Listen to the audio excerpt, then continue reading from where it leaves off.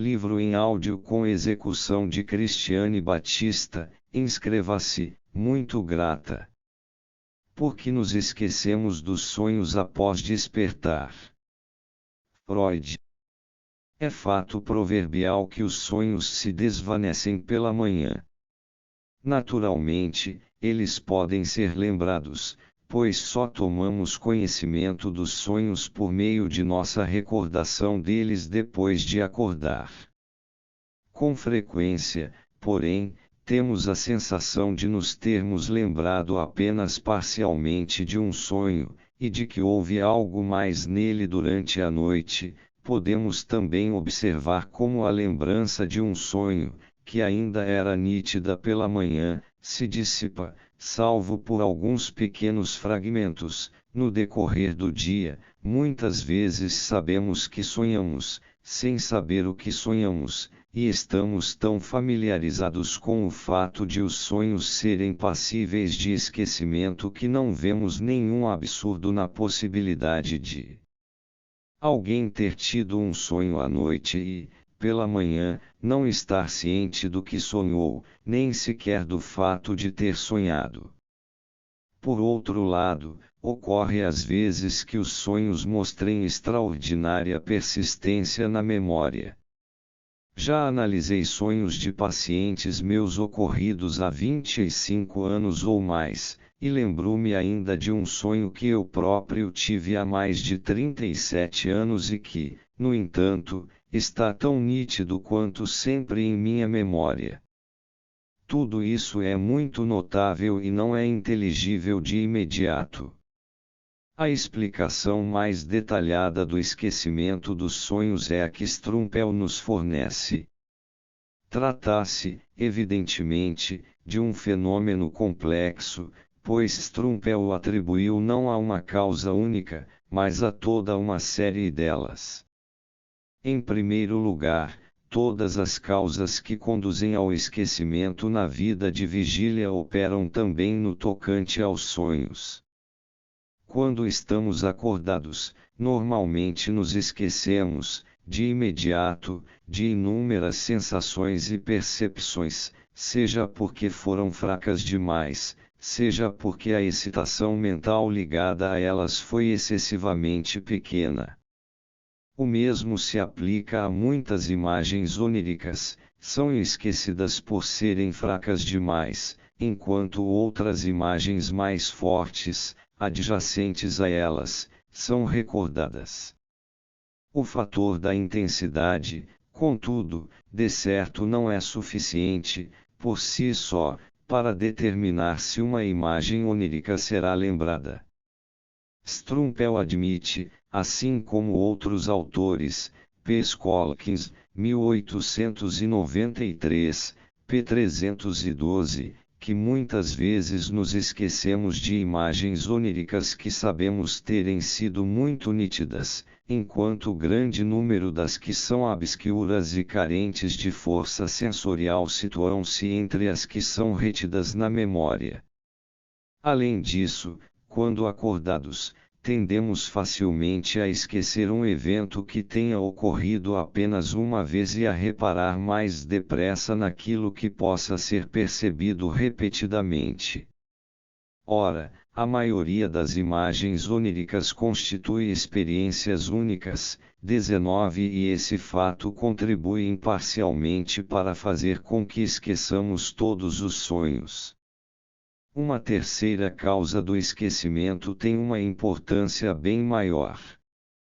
Para que as sensações, as representações, os pensamentos, e assim por diante, atinjam certo grau de suscetibilidade de serem lembrados, é essencial que não permaneçam isolados, mas que sejam dispostos em concatenações e agrupamentos apropriados.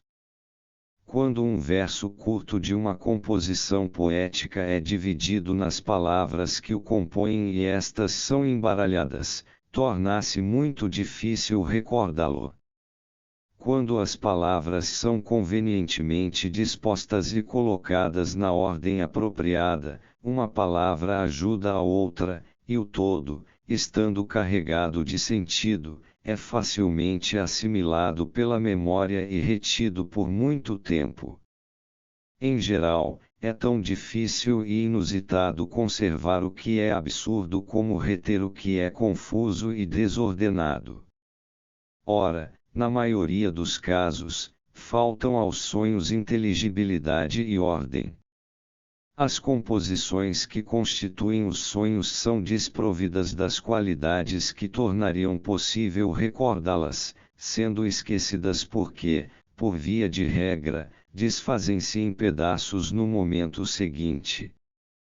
Radestock, 1879, p. 168, contudo, alega ter observado que os sonhos mais peculiares é que são recordados com mais clareza, e isso, deve-se admitir, dificilmente se coadunaria com o que acaba de ser dito.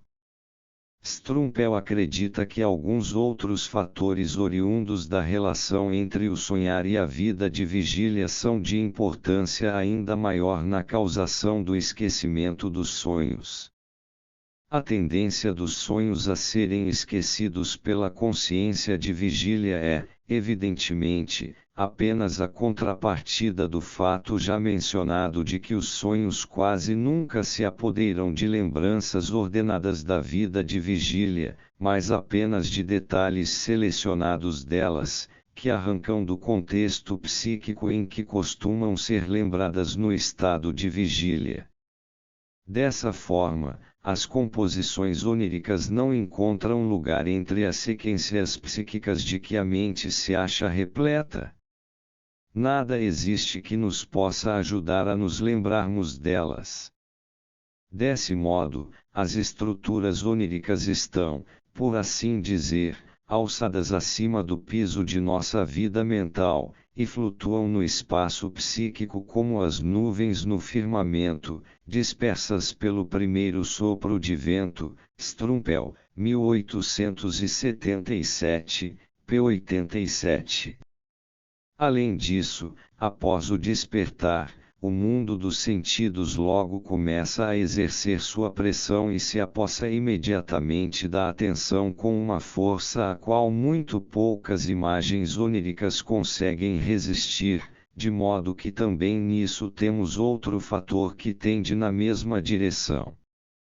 Os sonhos cedem ante as impressões de um novo dia, da mesma forma que o brilho das estrelas cede à luz do sol. Por fim, há outro fato que se deve ter em mente como passível de levar os sonhos ao esquecimento, a saber, que a maioria das pessoas tem muito pouco interesse em seus sonhos. Qualquer pessoa, como por exemplo um pesquisador científico, que preste atenção a seus sonhos por certo período terá mais sonhos do que de hábito, o que sem dúvida significa que passou a se lembrar de seus sonhos com maior facilidade e frequência.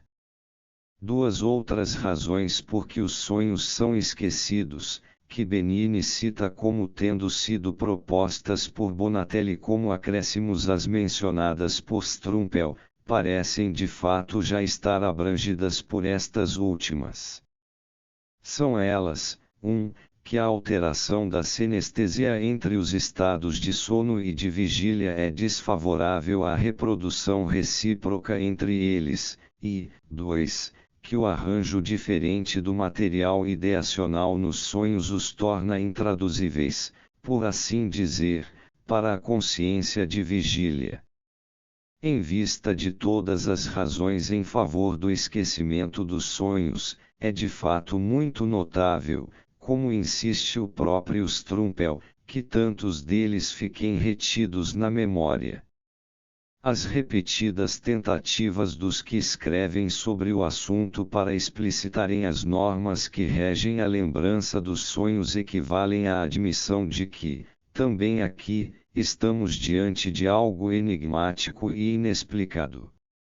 Certas características específicas das lembranças dos sonhos foram acertadamente ressaltadas em época recente. Confronte com Radestock, 1879, etc. 1898, como o fato de que, quando um sonho parece, pela manhã, ter sido esquecido, ainda assim pode ser recordado no decorrer do dia, caso seu conteúdo, embora esquecido, seja evocado por alguma percepção casual.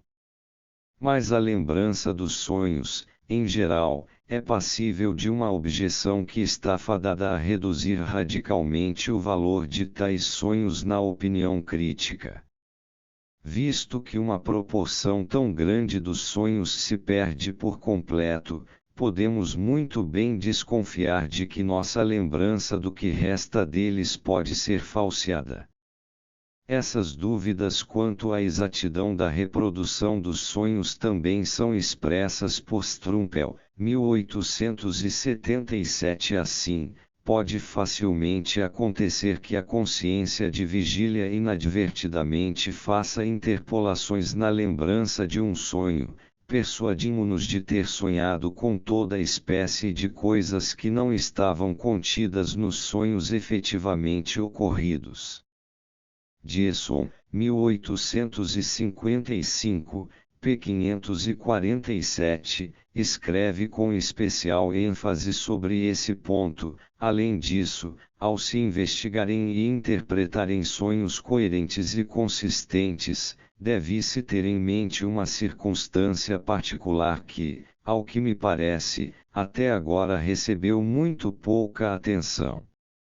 Nesses casos, a verdade é quase sempre obscurecida pelo fato de que, ao recordarmos tal tipo de sonhos, quase sempre não intencionalmente e sem notarmos esse fato preenchemos as lacunas nas imagens oníricas. Raramente ou nunca um sonho coerente foi de fato tão coerente quanto nos parece na lembrança. Mesmo o maior amante da verdade dificilmente consegue relatar um sonho digno de nota sem alguns acréscimos ou retoques. É tão acentuada a tendência da mente humana a ver tudo de maneira concatenada que, na memória, ela preenche, sem querer, qualquer falta de coerência que possa haver num sonho incoerente. Algumas observações feitas por Egger, embora sem dúvida tenham sido alcançadas independentemente, soam quase como uma tradução desse trecho de Diesson. L. Observation des revisas difficultés tadeu specialis seu moyen eviter tu erreur pare il matière est de confier au papier sans L. moindre retard ce que Elion vain dir provere de remarquer, sanan, L. oblivain vit ou total ou partiel. L. obli total est sans gravité, mais L. obli partiel est perfide, car si Elion se metem suitea. Acontecer que Elion n a pas oublié, on est exposé a completer par imagination les fragments incoherentes et disjoints fournis par la mémoire, on devient artiste à sensu, et elle recite periodicamente repete-se imposé à la créance de son auteur, que, de bon foi, elle pressenti comme un fait authentique. Dumen établisselon les bons méthodes. 20 ideias muito semelhantes são expressas por Spitzer, 1882, p. 338, que parece crer que é somente quando tentamos reproduzir um sonho que introduzimos algum tipo de ordem em seus elementos frouxamente associados. Transformamos coisas que se acham meramente justapostas em sequências ou cadeias causais, isto é, introduzimos um processo de conexão lógica que falta ao sonho. Visto que a única verificação que temos da validade de nossa memória é a confirmação objetiva, e visto que ela não é obtenível no tocante aos sonhos, que são nossa experiência pessoal e cuja única fonte de que dispomos é nossa rememoração, que valor podemos ainda atribuir à nossa lembrança dos sonhos?